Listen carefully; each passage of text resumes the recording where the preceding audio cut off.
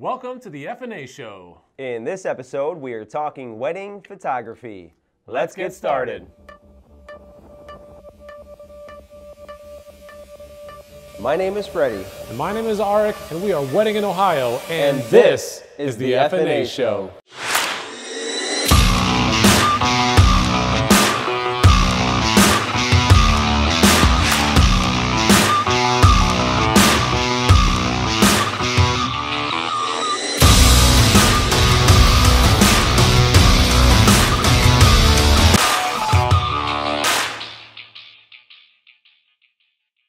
Welcome to the F&A Show. My name is Freddie. And my name is Arik, and we want to welcome all you recently engaged couples, and we just want to say Congratulations! This show is to guide you in the right direction on making your day the happiest day. One of the things you take away from your wedding are your memories, and what better way to capture that than by hiring a professional photographer? In this episode, we'll be taking you through the top 10 list of finding your photographer, working with your photographer, and the options that are available to you. We will also cover what you should be budgeting for a professional photographer. You also don't want to miss our special guest. We're going on site with a photography studio that has shot thousands of weddings over the course of 40 plus years. We also have another special guest that does really unique photo shoots. On top of that, we got our top 5 wedding faux pas. Stay tuned.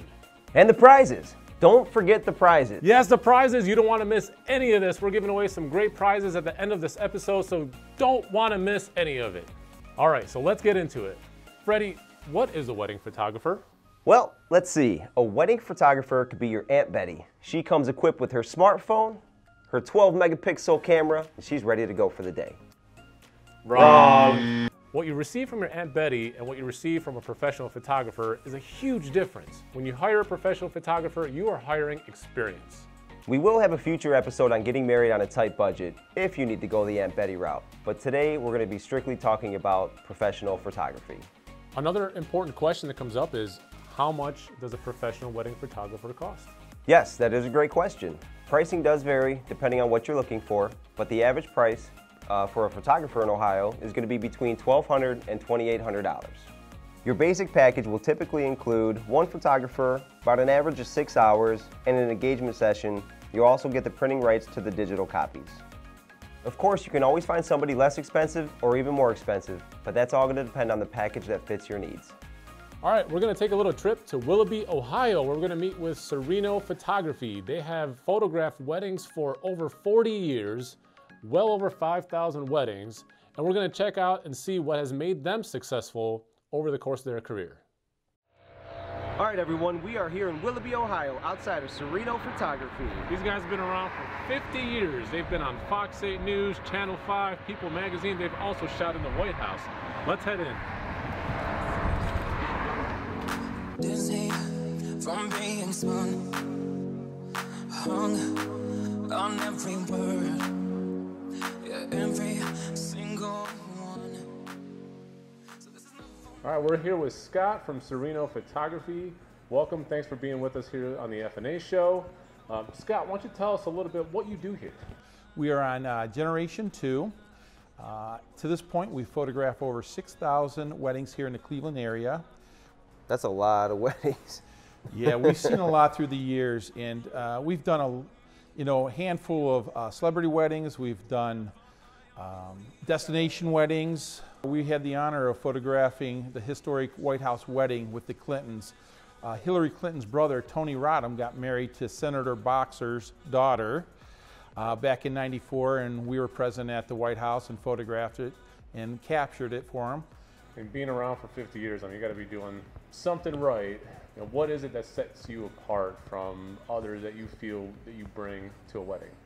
Yeah, the biggest thing I'm seeing out there, because we do have a lot of influx of new photographers, and there's nothing wrong with that. We all started somewhere, but the problem is there's a lot. It's not just one here and there. And experience sets us hugely apart. Our service, for sure. We are very quick on turnarounds, quick on return calls, emails, all of above. Once you sit down in front of us, you're going to see the experience come out. We make you feel comfortable that you're booking us because we can make suggestions and go on and on with different ideas and food for thought as you're sitting here. What do you do to capture that vision for them on that initial meet? Yeah, so we pretty much sit down and we're looking not to sell them, we're looking to educate them, because sometimes they just don't have a clue, they're just starting out. We want them to feel comfortable for sure, and understand that there's a process of the day of events, you know, what to look for, what not to look for, and so on. And it carries on, the advice that we give carries on not only through our own industry in the wedding photography, but to the venue, to entertainment, and so on, because just as important as wedding photography is, so is the venue, so is the entertainment, and so on a day. Any advice you would give to couples out there that are just starting off from nothing? They haven't met any photographers, they're just getting out there. What questions or what recommendations do you have for people shopping a photographer, whether it's you or anybody else? Yeah, I think this is just a whole, the whole industry. You want to search national averages on photography, venues, entertainment, and there'll be a range. Even though it may give you a national average, you can go up or slightly down. If you figure out, for instance, if you go to the Knot right now and you put in national average for wedding photography, it's going to tell you $2,500. And that's a good starting point. A lot of people are a little bit sticker shocked by that.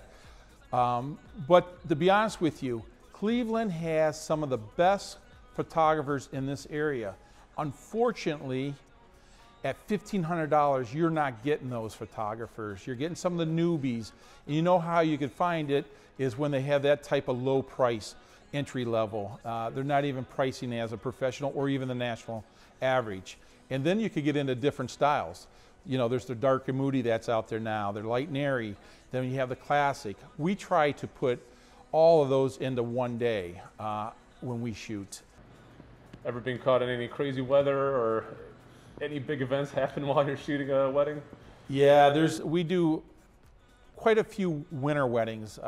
And winter weddings in this area, if you do one a month, you've done well. We usually do 2 or 3 a month. And there's sometimes snowstorms, and I've been caught in snowstorms. And, well, I do got to cut you. I got to cut you off there, because just that when we saw you at that most recent wedding, there was snow on the ground. It was wet. It was cold, and we're inside doing our thing, and we look out, and I'm like, he is got his knee on the grass. He is in the snow, committed. Yeah. And I mean, I just personally, I was like, wow, that right there is dedication. That was phenomenal to see. Like, we know. Yeah, I've been doing it 35 years now, this wedding stuff, and you know, every wedding I get pumped up for. You know, a lot of people would be burned out. I'm not burned out. I can't wait. And you're right. You can't be one dimension when you're photographing a wedding. You have to be low, high, straight on. And you've seen, it was snowing. There was snow on the ground. I was laying in my suit on that ground so I can get awesome photos for those people. And you know what? They loved everything I did for them, and they recognized that. And you know, and it's all about personality on a wedding day too. If we're talking about when you walk in and you sit down or you talk to someone on the phone before your wedding, or you plan to book with someone, you got to fill out their personality. You want someone who's going to be fun, energetic, and has the wants to do this and looking to always create on your wedding day. And I think when I talk with people, or my wife talks with people, they understand that, yeah, we can't wait to shoot your wedding. Well, maybe I should say photograph. So, well, Scott, it's been a pleasure to speak with you, get into depth of what you do on a regular basis for these weddings. I know, you know, couples out there, they really don't know what's going to happen, what to expect. So this is very helpful to everybody. So we really appreciate your time. Yes, thank you very much. That wraps up our interview here at Cirino Photography. Now back with us at the studio. We have worked with a lot of photographers over the course of 15 years. We've done a lot of research to bring you this top 10 list of working with your photographer.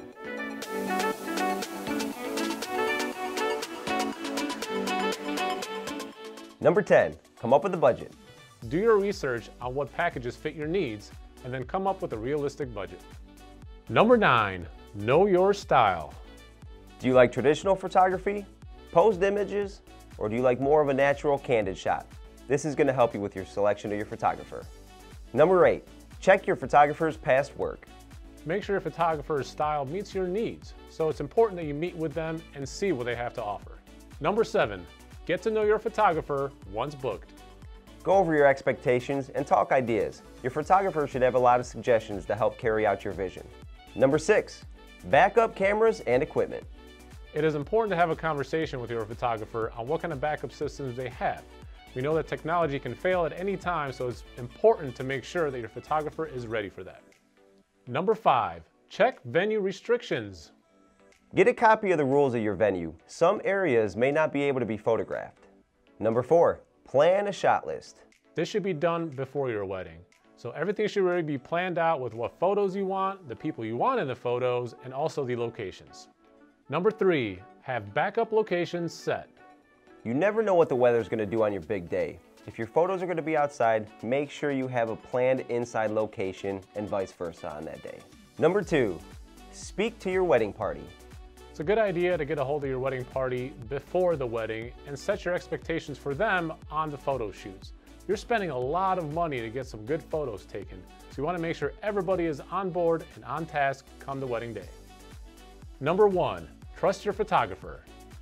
They've done this countless times. You've planned out your vision with them. Let them do the rest. Those are your top 10 things to keep in mind when working with your photographer. Our next guest is visiting us all the way from Columbus, Ohio. We have Laura Carter from Vanish Photography. Welcome. Hi, thanks for having me. Thanks for being here. 2.5 hours. 2.5 hours. 2.5 hours she drove. Yeah. A big commitment, so we really appreciate you being here. And you bring a whole lot of unique skill sets to what you provide for your photography business. But before we give out what that is, we'd like for you to maybe talk about a little bit with what you do with your photos for engagement shoots. Well, normal, typical photos. We meet up with our clients and we kind of talk about beforehand the kind of things that they want to do, the kind of styles that they like, because you want to make sure that with the photographer that you have that it matches up with the style that you're looking for. And that's really important because if you're not really doing your research, you might find afterwards that you're not really loving your photos. And a lot of that has to do with their style is just different than what you're looking for. When you're looking for your photographer and the styles, look at their editing styles, look at their angles, look at their the amount of photos you're going to get, things like that. Because you want to make sure that once you look at your photos, see what you get, it's going to be exactly what you want. And the photographer wants you to love your photos. So it's very important to talk ahead of time about what you're looking for and what they can provide for you. So what does like a typical session look like? So a new couple calls you up and says, hey, we want to get these photos taken of us. We just got engaged. Where do they start with you?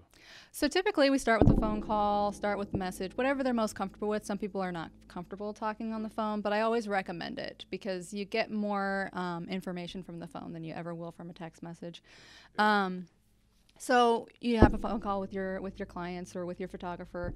Talk about the things that you're looking for. Talk about the things that you know, like the finished product that you're looking for. So once you have that conversation, once you pick a location, pick a time, everything like that, you're going to meet up with your photographer, and then you're going to go from there, which is basically just a normal, hopefully fun session.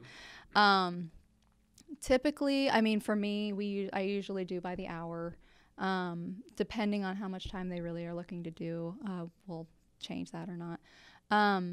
But you'll get there, you'll get started. So once they show up and you guys are in there, yeah. I mean, they are ready to take photos. Yeah. They might be a little bit modest. We talk to couples too on the DJing side, where you kind of got to pull them out of their shell a little bit. So yeah, and what do you do to kind of get them, say, motivated to show them off? It's kind of good to talk about it a little bit beforehand too, because some couples, they love each other to death, but they don't like to show that.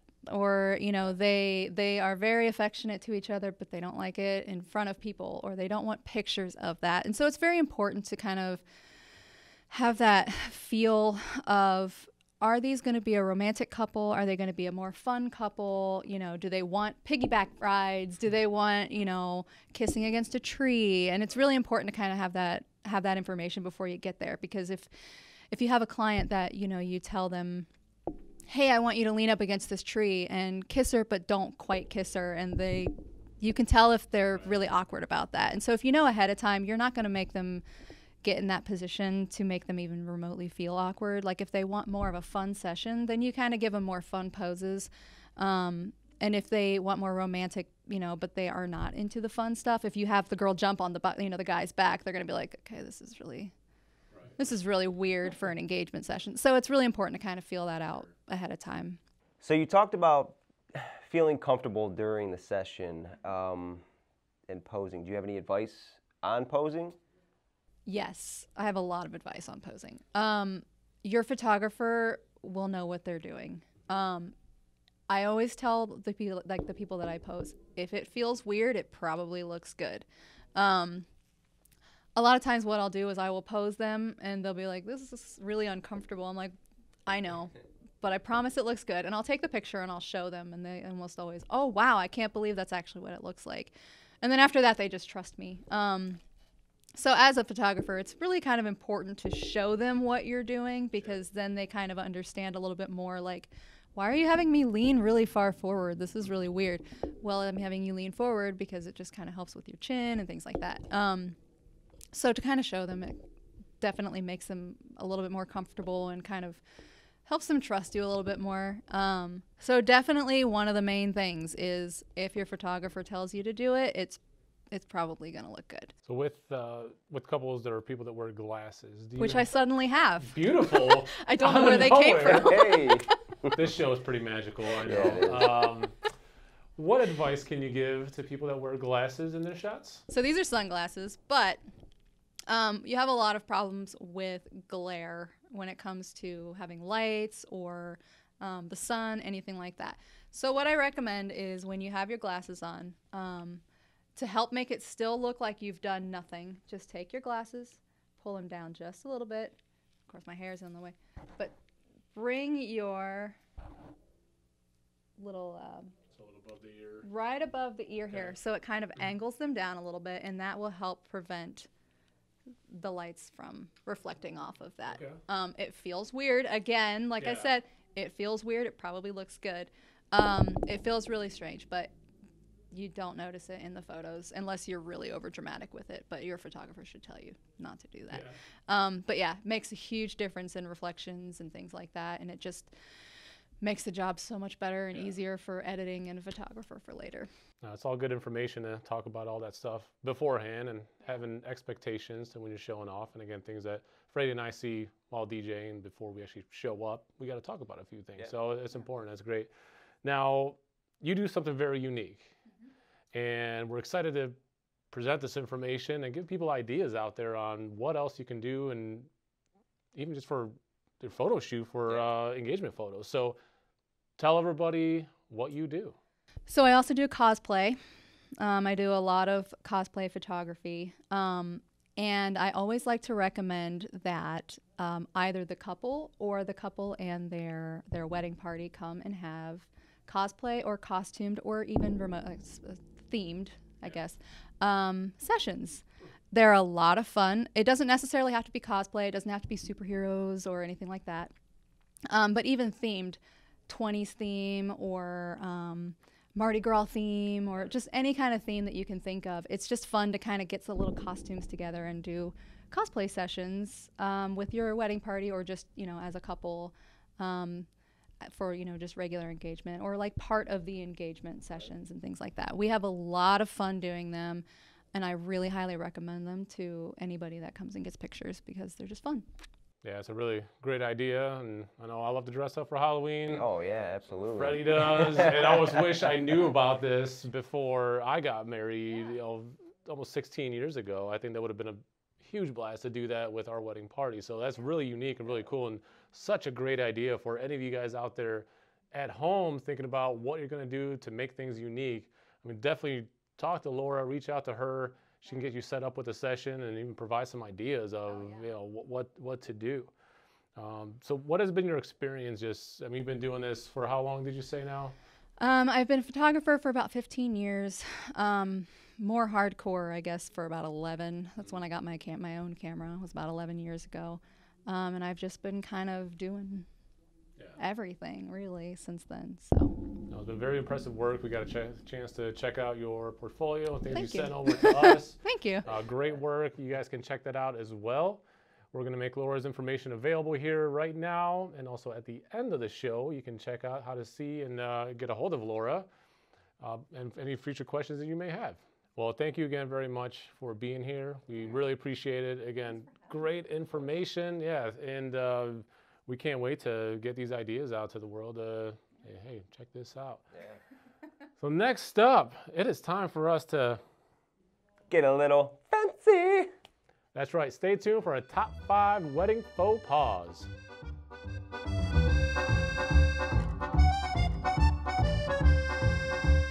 Let's get to our top 5 wedding faux pas. What does that mean? Well, in our case, it is going to be things that you just don't do at a wedding. No, you don't. You just don't do it. And today we have our special guest, Betty McFancy. Hello, thank you for having me. It's so nice to be here, but I feel like something's missing. Oh, that's better. Number 5, making goofy faces. The couple has just spent a ton of money to get professional photographs done for their wedding. Last thing you want to do is make a goofy face in every single one of their photos. Keep that in mind. Number 4, no mooning the camera or photographer. Butt cheeks. We don't need to see butt cheeks. Your photographer doesn't need to see butt cheeks. You don't want to be in a position where your butt cheeks are exposed. That's not a place for it.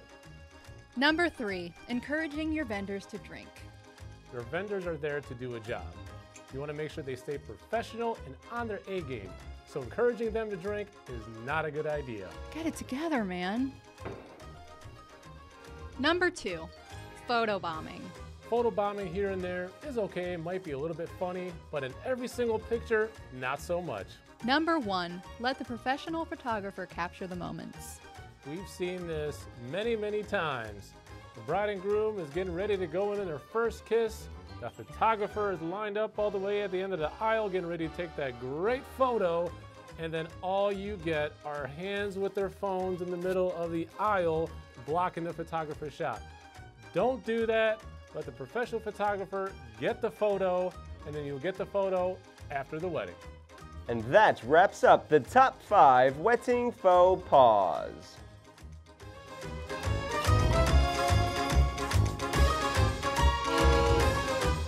Please like, subscribe, and share this video to be automatically entered in to win 2 t-shirts and 2 exclusive F&A show mugs.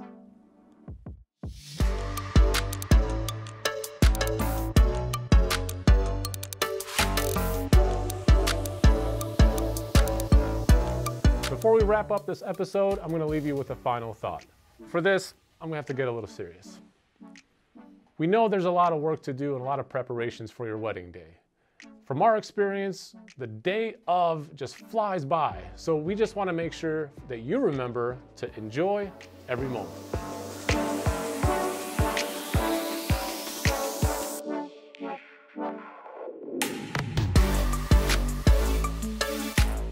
All right, that does it for us. We want to thank Scott from Cirino Photography and Laura from Vanish Photography for joining us today. A special thank you to Christine Bell-Rose from Bell-Rose Photography and providing more insight into the wedding process. We hope to see you next time on the F&A Show for some more helpful information.